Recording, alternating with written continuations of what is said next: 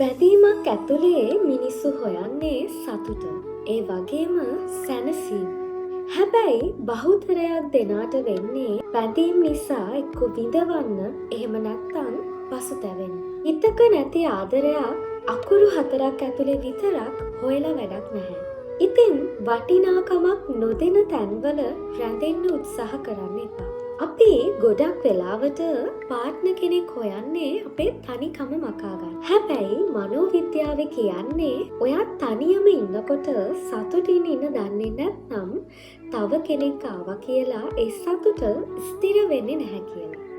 Relationship එකක් ඇතුලේදී red ෆ්ලැග්ස් එහෙම නැත්නම් අනතුරු ඇඟවීම් පේනවා නම් ඒක ආදරෙන් විතරක් වෙනස් කරන්න පුළුවන් වෙයි කියලා හිතන්න එපා. මොකද පෞරුෂත්ව ලක්ෂණ එහෙම ලේසියෙන් වෙනස් කරන්න බෑ.